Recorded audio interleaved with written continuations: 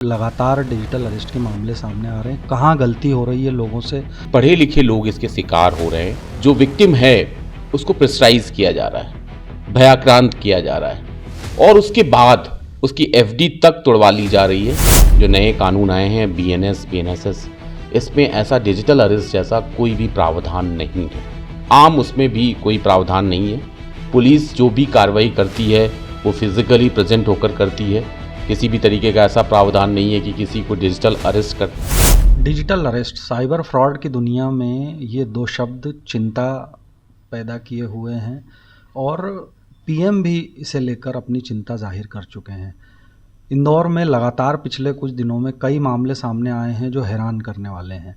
मेरे साथ इस वक्त इंदौर कमिश्नरेट के law and order CP Amit Singh ji मौजूद हैं। हम उनसे बात करेंगे कि आखिर कहाँ गलती हो रही है, क्यों इंदौर के लोग इस तरह की घटनाओं में शिकार बन रहे हैं। सर, हमसे बात करने के लिए शुक्रिया। सबसे पहले मैं ये जानना चाहूँगा सर कि लगातार डिजिटल अरेस्ट के मामले सामने आ रहे हैं। कहाँ गलती हो रही है लोगों से, कहाँ चूक हो रही है?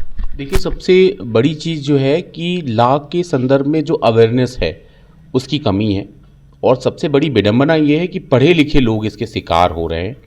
जो वेल सेटल्ड हैं, साइंटिस्ट हैं, ब्यूरोक्रेट हैं, पढ़ने वाले एकेडमिशियन हैं, जो अभी तक का ट्रेंड था साइबर क्राइम का, वो मानव साइकोलॉजी के ग्रीड वाले फैक्टर पर ज़्यादा कंसंट्रेट था। लालच दिलाकर बाकायदा फ्रॉड किया जाता था। लेकिन जो डिजिटल अरेस्ट है उसका जो फैक्टर है वो थोड़ा अलग है। यहाँ पर जो विक्टिम है उसको प्रेशराइज किया जा रहा है, भयाक्रांत किया जा रहा है और उसके बाद उसकी एफडी तक तोड़वा ली जा रही है। उसका जो पैसा है बैंक में रखा हुआ है उसका ट्रांजैक्शन करा लिया जा रहा है। एक नया मोडस ऑपरेंडी है जो साइबर फ्रॉडस्टर कर रहे हैं और सबसे बड़ी दिक्कत ये है कि इसमें जो पढ़े लिखे लोग हैं वो इसके शिकार हो रहे हैं। साइकोलॉजी किस तरह की इसमें निकल कर आ रही है? किस साइकोलॉजी के लोग इसमें शिकार बन रहे हैं? मतलब क्राइम की साइकोलॉजी तो अपनी जगह जो है वो है, लेकिन जो पीड़ित हैं वो किस तरह का सोच के साथ इसमें शिकार बन रहे हैं? देखिए, ये जो फ्रॉडस्टर हैं वो मॉडर्न डेज की जो साइकोलॉजी है, ह्यूमन साइकोलॉजी जो है इंडियन डायस्पोरा में, उसको भली भांत ये पढ़ रहे हैं, समझ रहे हैं। जैसे अमूमन जो ये थ्रेटनिंग कॉल कर रहे हैं उसमें वो सीबीएन के ऑफिसर बन रहे हैं, ईडी के ऑफिसर बन रहे हैं, साइबर क्राइम के क्राइम ब्रांच के ऑफिसर बन रहे हैं, वो सीबीएन के बन रहे हैं, एनसीबी के बन रहे हैं और सारे जो अधिकारी हैं वो ऐसे अधिकारी रहे हैं जो, चाहे वो राकेश अस्थाना साहब हों, चाहे वो के विजय कुमार साहब हों, इनकी फ़ोटो को यूज़ किया जा रहा है साइबर क्राइम के लिए। तो सबसे महत्वपूर्ण चीज़ ये है कि अगर आप पिछले 5-6 साल या एक दशक में हम देखेंगे जो सबसे बड़ी कार्रवाइयाँ हुई हैं उसमें ईडी का भी नाम है, सीबीएन का भी नाम है, साइबर क्राइम का भी जो टीम है उनका भी नाम है, इसके अलावा जो क्राइम ब्रांच हैं उनका भी नाम है, एसटीएफ का नाम है। इन लोगों ने बड़ी कार्रवाइयाँ की हैं। तो ये इन संस्थाओं का नाम लेते हैं, ऐसे प्रोजेक्ट करते हैं कि ये कॉल जो है वो सीबीएन के द्वारा किया गया है, ईडी द्वारा किया गया है और उसके बाद जो अगला चरण है वो और भी मार्के का है कि वो ड्रग्स से रिलेटेड चीज़ों पे फोकस करते हैं कि आपने एक ड्रग्स का पार्सल भेजा है, आपकी आईडी यूज़ हुई है, आपने ड्रग्स के स्मगलिंग में योगदान दिया है, आपकी सिम को यूज़ किया गया है, आपके डिफरेंट जो चीज़ें हैं जुड़ी हुई प्राइवेट, उनको यूज़ किया है।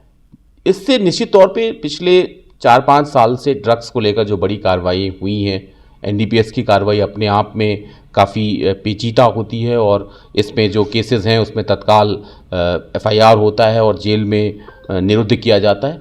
तो ये एक बया दोहन किया जाता है जो पिछले 5 साल 10 साल में बड़ी कार्रवाइयाँ बड़ी एजेंसी ने की है, उसको बाकायदा प्रोजेक्ट किया जाता है और जिन मुद्दों पर ये कार्रवाइयाँ की गई हैं उसको बाकायदा इस फ्रॉडस्टर अपने फोरम पर यूज़ करते हैं और लगातार उनको मौका ही नहीं देते हैं कि वो किसी से बात करें। जब वो प्रेशराइज हो जाते हैं, वो पूरी तरीके से लग जाता है कि अब वो किसी मुसीबत में फंस गए हैं, देन वो फिर पैसे की डिमांड करते हैं। और इस पूरी प्रक्रिया में कभी कभी 3 से 4 दिन, 5 दिन और कई बार ऐसे केसेस आए हैं कि 1 सप्ताह तक डिजिटल अरेस्ट वो व्यक्ति रहा है। तो निश्चित तौर पे, और सबसे महत्वपूर्ण चीज़ है कि ये ऐसी चीज़ों से जुड़ी हुई है जिसमें लोगों का समाज में प्रतिष्ठा है, एकेडमिशियन की, साइंटिस्ट की, एक उद्योगपति की समाज में प्रतिष्ठा है। वो जानते हैं कि अगर ऐसी चीज़ें होंगी वो जेल जाएंगे, उनसे पूछताछ या एजेंसी करेंगी तो उनकी बदनामी होगी। तो कहीं ना कहीं ये भी फैक्टर डिजिटल अरेस्ट में ये जो फ्रॉडस्टर हैं उसको बाकायदा यूज़ कर रहे हैं। बचे कैसे? अब हर बार वही बात आ जाती है कि आखिर लोग कैसे बचें, कहाँ पे जो है वो एक ब्रेक लगाएं कि अगर मान लीजिए किसी तरह से इन्वॉल्व भी हो गए किसी के कॉल में, तो क्या उन्हें करना क्या है? देखिए, इसमें लॉ अवेयरनेस बहुत ज़रूरी है। जो नए कानून आए हैं BNS, BNSS, इसमें ऐसा डिजिटल अरेस्ट जैसा कोई भी प्रावधान नहीं है। आम उसमें भी कोई प्रावधान नहीं है। पुलिस जो भी कार्रवाई करती है वो फिज़िकली प्रेजेंट होकर करती है। किसी भी तरीके का ऐसा प्रावधान नहीं है कि किसी को डिजिटल अरेस्ट कर। तो ये कंसेप्ट लोगों को समझना है, ये जागरूकता लोगों में जानी है। पुलिस ने भी निश्चित तौर पे इस पे कमर कस ली है। बहुत तेज़ी से हम अवेयरनेस इस तरीके की चला रहे हैं, लोगों के बीच जा रहे हैं। बाकायदा सोशल मीडिया में हम इस तरीके की चीज़ों को प्रचारित कर रहे हैं। और साथ ही साथ जो पढ़े लिखे लोग हैं, जो डिजिटल अरेस्ट के बारे में जानते हैं, उनकी भी जिम्मेदारी बनती है कि वो अपने संबंधी, अपने परिवारजनों को बताएं। इसकी शुरुआत वो अपने घर से करें कि उनके घर का कोई पढ़ा लिखा व्यक्ति या कोई व्यक्ति जो बिजनेस में इन्वॉल्व है या जिसके पास पैसा है, वो कहीं इस तरीके से चीज़ों से रूबरू ना हो और डिजिटल अरेस्ट का शिकार ना हो। तो इसकी शुरुआत करने के लिए अपने घर से शुरुआत करें। पुलिस अपना काम कर रही है, हर लेवल पर हम प्रचार प्रसार कर रहे हैं। फेसबुक अकाउंट पे और सोशल मीडिया अकाउंट पे, जो हमारे ट्विटर्स अकाउंट हैं, उसमें भी हम इस चीज़ को प्रचारित कर रहे हैं। इस तरीके की चीज़ों से बिल्कुल भी आप इन्वॉल्व मत हों और अपना मेहनत से कमाया हुआ पैसा जो है वो व्यर्थ ना गंवाएं। और साथ ही साथ इस तरीके की कोई कॉल आती है तो देन एंड देयर आप नियरेस्ट अपने पुलिस स्टेशन को बताएं, जो वहाँ के ऑफिसर्स हैं उनको बताएं, डायल 100 को बताएं, साइबर की बाकायदा जो हमारी हेल्पलाइन है 1930 उस पर बताएं, ताकि तत्काल देन एंड देयर जो है हम उस पर रिस्पॉन्स कर सकें। हमसे बात करने के लिए शुक्रिया। ये थे law and order CP Amit Singh ji, जिन्होंने हमें बताया कि पुलिस अपनी तरफ से हर संभव प्रयास कर रही है, चाहे वो अपराधियों को पकड़ना हो, चाहे जागरूकता फैलाना हो, लेकिन लोगों को भी इसके लिए सजग होना पड़ेगा। अपने घर परिवार से जागरूक होने की शुरुआत करनी पड़ेगी, अपनों को जागरूक करना पड़ेगा।